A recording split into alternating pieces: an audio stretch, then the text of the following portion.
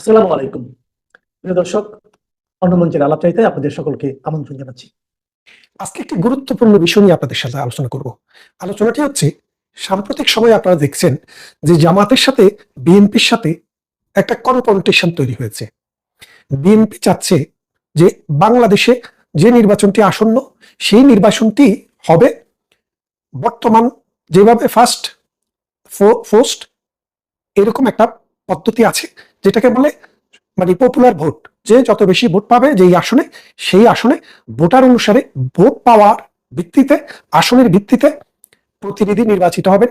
৩০০টি আসন রয়েছে, ৩০০ জন সংসদ সদস্য নির্বাচিত হবে। জামাতে ইসলামী সহ খুচরা যেসব দল বাংলাদেশে রয়েছে, যাদের গণভিত্তি নেই, যারা কখনো বাংলাদেশের ইতিহাসে গত 53 বছরে 10% ভোট ক্রস করতে পারেনি, সেই রকম যেই সব দল রয়েছে তারা চায় বাংলাদেশে একটি পিআর পদ্ধতিতে নির্বাচন। পিআর পদ্ধতি হচ্ছে টোটাল দেশে যে ভোট পাবে সেই ভোটের সংখ্যা অনুপাতে ৩০০টি আসনের মধ্যে আসন ডিস্ট্রিবিউট করা হবে। তো এগুলা সবসময় শুধু বাংলাদেশে নয়, ব্রিটেন, আমেরিকা, অস্ট্রেলিয়াতেও কিছু কিছু পার্টি আছে, ছোট ছোট পার্টি, তারা সবসময় এই পিআর পদ্ধতির পক্ষে অ্যাডভোকেসি করে। 2021 সালে লেবার পার্টির যখন কনফারেন্স হয় ব্রাইটনে, সেপ্টেম্বর মাসের সম্ভবত 21 থেকে 25 তারিখ পর্যন্ত, সেই সময়ে আমার সুযোগ হয়েছিল লেবার পার্টির ডেলিগেট হিসেবে সেখানে অংশগ্রহণ করার।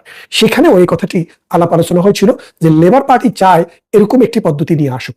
পরবর্তীতে ডেলিগেটদের ভোটে এবং আলাপ আলোচনায় উঠে এসছে যে না, এটা লেবার পার্টির মতো পার্টি চাইতে পারে না, এবং লেবার পার্টি সেই দাবি থেকে ফিরত এসে বর্তমান পদ্ধতিতেই বিরাজ করছে আছে। বিএনপিকে কুণ্ঠাসা করার জন্য এই চাওয়াটা বলে বিএনপি মনে করে, এবং বিএনপি গত 16 মাসে তাদের আন্দোলন, তাদের রাজনীতি এবং তাদের ভবিষ্যতের চলার পথ কিভাবে হবে তারা একটা দোদুল্যমান অবস্থায় ছিলেন।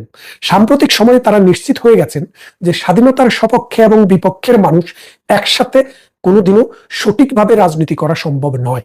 আগে বিএনপি এবং জামাত একসাথে রাজনীতি করতে পেরেছিল এই কারণে, তখন বিএনপি একটি বড় দল হিসেবে জামাতে ইসলামী মনে করত, বিএনপি যা বলে সেটাকেই জামাত মেনে নিত, খুদ পাক আর কুড়া পাক যেটাই পাক সেটা দিয়েই সন্তুষ্ট থাকতো। এই 24 জুলাই মাসের আন্দোলনের পর আগস্ট মাসের 8 তারিখে যখন ডক্টর ইউনূস ক্ষমতা গ্রহণ করে, তারপর আস্তে আস্তে জামাত ইসলামী খোলস থেকে বেরিয়ে আসে। তাদের সন্ত্রাসীরা বাংলাদেশের বিভিন্ন অঞ্চলে হামলা করেছে, অত্যাচার নির্যাতনের স্টিম রোলার চালিয়েছে। এর সাথে বিএনপিরও অনেক নেতাকর্মী যোগ হয়েছে, যার কারণে বিএনপিকে তার দলের 7,000 কর্মীকে বহিষ্কার করতে হয়েছে। এখন এই জামাতের সাথে যদি রাজনীতি বিএনপিকে করতে হয়, তাহলে এই সন্ত্রাস, এই চাঁদাবাজ, এই নৈরাজ্য সৃষ্টিকারীদেরকেই গুরুত্ব দিতে হবে। তাই বিএনপি সর্বশেষ যে অবস্থান নিয়েছে সেটি হচ্ছে প্রচলিত পদ্ধতিতেই ভোট হবে।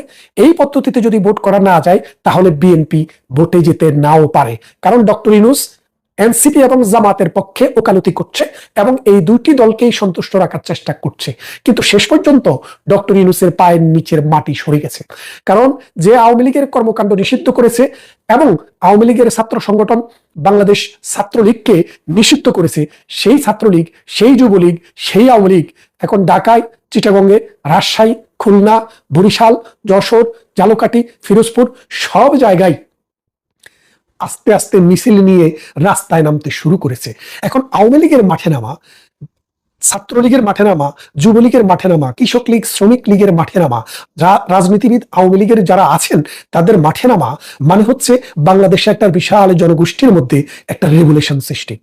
কারণ আপনারা জানেন, প্রধানমন্ত্রী শেখ হাসিনা যখন ইন্ডিয়াতে গিয়ে আশ্রয় নিলেন, তারপরে আওয়ামী লীগের উপরে যে স্টিম রোলার চালানো হয়েছে, এই 193টি রাষ্ট্র বর্তমানে জাতিসংঘের সদস্য, এইরকম স্টিম রোলার একটি অগণতান্ত্রিক সরকার, একটি অনির্বাচিত সরকার পৃথিবীর কোথাও চালায়নি।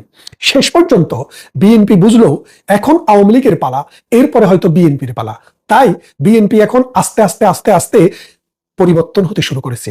আমার কাছে যেটুকু খবর আসছে, বাংলাদেশের একটি বন্ধুপ্রতিম রাষ্ট্রের মাধ্যমে বিএনপি এবং আওয়ামী লীগের মধ্যে একটি সমঝোতা চুক্তি, একটি সমঝোতা প্রস্তাব হচ্ছে, একটা সমঝোতার আলাপ আলোচনা হচ্ছে। এই সমঝোতা হবে এই ভিত্তিতে যে বাংলাদেশে স্বাধীনতা বিরোধী, ধর্মান্ধ, সাম্প্রদায়িক যে শক্তি আছে, যারা বাংলাদেশের 71কে স্বীকার করে না, সংবিধানকে স্বীকার করে না, তাদের বিরুদ্ধে একটি যুগপৎ আন্দোলন হবে। সেই আন্দোলনে ডক্টর ইউনূসের সরকার উড়ে বঙ্গোপসাগরে চলে যাবে। জামাতের যে স্বপ্নমহল সেটা ভেঙে চারখার হয়ে যাবে। ওই মৌলবাদীদের মুখপাত্র হামজা, যাকে আমরা কাফের, মুরতাদ, শয়তান উপাধি দিয়েছি, সেই শয়তানদের ওয়াজ মাঠে ঘাটে বন্ধ হয়ে যাবে। এবং এই কাফের, মুনাফেক যারা প্রতি কথায় কথায় মিথ্যা কথা বলে, তাদের বিরুদ্ধে বাংলাদেশে আজকে সোচ্চার হতে শুরু করেছে। অল্প দিনের মধ্যেই বিএনপি আওয়ামী লীগকে নিয়ে রাজপথে যদি নেমে যায়, আপনারা এটাকে অবাক মনে করার কোনো কারণ নেই। কারণ 1971 সালের মুক্তিযুদ্ধ যারা করেছেন তাদের একটি বড় অংশ আওয়ামী লীগের সাথে আছে, একটি অংশ, বড় অংশ বিএনপির সাথেও আছে। সুতরাং এই দুটি দলে 1971 সালের মহান মুক্তিযুদ্ধে অংশগ্রহণকারী দল। সুতরাং তাদের মধ্যে অনেক বিষয়ে দ্বিমত আছে। একটি দল আরেকটি দলের উপরে অনেক ধরনের নির্যাতন করে বিরোধী দলে ছিলেন। 2004 সালের 21 আগস্টে বিএনপি ক্ষমতায় থাকা অবস্থায় তার উপরে বঙ্গবন্ধু এভিনিউতে পার্টি অফিসে যে হামলাটি হয়েছে, বিএনপি যদিও দাবি করে এসছে এই হামলার সাথে তাদের কোনো দায় নেই, কোনো যোগাযোগ নেই, কিন্তু এই হামলাকারীদেরকে কোনো বিচার বিএনপি করে দিতে পারেনি। যার কারণে আওয়ামী লীগ এবং বিএনপির মধ্যে যে একটা ফাটল ধরেছিল, সেই ফাটলটি আরো দিনে দিনে আরো বিশাল হয়েছে। কিন্তু 2024 সালের আন্দোলনের পর, 2024 সালের আগস্ট মাসে ডক্টর ইউনূস ক্ষমতায় বসার পর সবচেয়ে বড় দল আওয়ামী লীগকে বাদ দিলে যারা থাকে সেটা হলো বিএনপি। কিন্তু বিএনপিকে জামাতে ইসলামী তার খুচরা দলদেরকে নিয়ে, ধর্মকে হাতিয়ার করে, মসজিদ মুক্ত মাদ্রাসাকে ব্যবহার করে, এবং এই জামাত ফ্রেন্ডলি যে গভর্নমেন্ট, এই গভর্নমেন্টকে ব্যবহার করে, মানে ইউনূসকে ব্যবহার করে এবং ইউনূসের সালাসামুন্ডাকে ব্যবহার করে, এনসিপি কে ব্যবহার করে আস্তে আস্তে বিএনপি কে নিতে নিতে ওয়ালের সাথে নিয়ে গেছে। এখন একটা লোক যখন যেতে যেতে যেতে পিছনে আর জায়গা থাকে না, তখন তাকে প্রতিরোধ করে দাঁড়াতে হয়। এখন বিএনপিরও সেই প্রতিরোধের সময় এসছে। আপনারা হয়তো 2 মাস, 3 মাস, 4 মাসের মধ্যে এমন ঘটনা যদি দেখে থাকেন যে বিএনপি বলছে আমরা এই জামাতে ইসলামী এবং ডক্টর ইউনূসের সরকারকে এই দেশ থেকে বিতাড়নের জন্য একটি আন্দোলনে নামবো। সেই আন্দোলনে বঙ্গোপসাগরে ইউনূসকে ফেলে দিয়ে নিরপেক্ষ একজন মানুষের কাছে রাষ্ট্রের ক্ষমতা দেওয়া হবে। এবং 1972 সালের যে মহান আমাদের যে মুক্তির সনদ, আমাদের যে জাতীয় সংসদে পাশ হওয়া প্রণীত আমাদের যে কনস্টিটিউশন রয়েছে, সেই কনস্টিটিউশনের ভিত্তিতে এই দেশ পরিচালিত হবে। আপনারা জানেন যে বলছে বারবার জুলাই সনদ। এখন সনদ হয় কোনো আন্দোলনের যে উদ্দেশ্য, যে আদর্শ, সেই উদ্দেশ্য এবং আদর্শকে বাস্তবায়ন করার জন্য। 2024 সালের যে আন্দোলনটি শুরু হয়েছে আমরা দেখেছি, তাদের মধ্যে নানান ধরনের কোটা পতার ভিতর দিয়ে যেতে হতো। বিশেষ করে মুক্তিযোদ্ধাদের কোটাটি সবচেয়ে বেশি আলোচিত ছিল। সেই কোটা বিরোধী আন্দোলন 2018 সালে নুরুল হক নুরু শুরু করেছিল, যারে গরু পিটা করেছে এই আর্মিরা। গরু পিটা করে এখন হসপিটালে রেখেছে, শুনেছি বেঁচে উঠছে। এই কুলাঙ্গার যখন কোটা আন্দোলন শুরু করে, আস্তে আস্তে এই কোটা আন্দোলনের তার হাত থেকে চলে যায়। তারপর এটি আসে এই এনসিপির এখন যারা নেতা তাদের হাতে। এখন যেহেতু এই আন্দোলনটি ছিল কোটা বিরোধী আন্দোলন, সেহেতু জুলাই সনদ যদি হয়, সেই সনদ হবে মাত্র একটি বিষয়, যে বাংলাদেশে কোনো পরীক্ষায়, কোনো বিষয়ে, কোনো জায়গায় কোথাও কোটা থাকবে না। ইভেন ভবিষ্যতে সংসদেও নারী অথবা উপজাতি বা কোনো ধর্ম বা বর্ণ বা গোষ্ঠীর জন্য কোনো কোটা থাকবে না। সেটাও হইতে পারে, কোটা থাকবে না, সোজা কথা, কোনো ইস্যুতে এই কোটা থাকবে না। এই যদি হয় জুলাই সনদ, সেটার সাথে আমিও আছি। কারণ জুলাই সনদ মানুষ যারা সমর্থন দিয়েছিল, ওই কোটা বিরোধী আন্দোলনে এই সমর্থন দিয়েছিল। এখন যদি কোটার বাইরে গিয়ে দেশের নাম বদলায় ফেলবেন, সংবিধান বদলায় ফেলবেন, পাকিস্তানের সাথে মার্চ হয়ে যাবেন, ইসলামী শাসন চালু করবেন, সার্বিয়া চালু করবেন, আফগানিস্তান থেকে তথ্য ধার করে এনে বাংলাদেশ চালাবেন, সেই রকম চিন্তা ভাবনা যদি আপনাদের থাকে, তাহলে আমি মনে করি সেটা মুনাফেকি সনদ হবে। কারণ 1971 সালের জামাত যেমন মুনাফেক ছিল, জামাতের আলবদর, রাজাকার, আল শামসরা যেমন স্বাক্ষর করতে পারে না, তাই বিএনপি এই সনদ মেনে নেয়নি। এই সনদ বামপন্থীরা মেনে নেয়নি। এই সনদ শুধু মেনে নিয়েছে জামাতে ইসলামী, তার খুচরা ইসলামিক আরো কতগুলো দল আছে তারা, আর এনসিপি, যাদের সবাইকে যদি এক পাল্লায় তোলা হয় 10% মানুষের প্রতিনিধিত্ব তারা করে না। তার মানে বাংলাদেশের 90% মানুষের প্রতিনিধিত্ব যারা করে, যেসব দল করে, তাদের সাথে এই জুলাই সনদের কোনো সম্পর্ক নেই। তাই আমি বলবো জুলাই সনদের নামে যেই সনদের কথা হচ্ছে, এটা হচ্ছে একটা মুনাফেকি সনদ। আসুন আমরা দেখি বিএনপি যদি আওয়ামী লীগের সাথে জয়েন করে তাহলে কি হবে।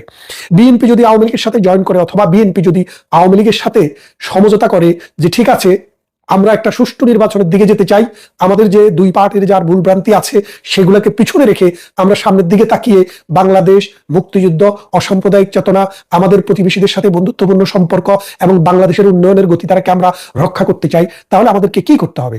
তাহলে এই দুটি দলের মধ্যে আন্ডারস্ট্যান্ডিং হলে এর সাথে সাথে সমগ্র বাংলাদেশে আনাচে কানাচে সব কিছুতে একটা জোয়ার আসবে। জোয়ার আসার সবচেয়ে বৃহৎ যে দুটি রাজনৈতিক দল বিএনপি এবং আওয়ামী লীগ, এই দুটি দলের মধ্যে সৃষ্টি থেকে কিন্তু মুখোমুখি অবস্থান, তাদের মধ্যে পাশাপাশি অবস্থান কখনো হয়নি, যে বন্ধুসুলভ একজন আরেকজনের পাশে বসবে সেই অবস্থাটি তৈরি হয়নি। জাতির একটি কাঙ্ক্ষিত মুহূর্তে এখন মনে হয় সেই সুযোগটি এসেছে। যারা বাংলাদেশপন্থী তাদের মধ্যে একটা সমঝোতা হওয়া দরকার। আপনারা জানেন জামায়াতে ইসলামী পাকিস্তানপন্থী, তারা বাংলাদেশপন্থী না।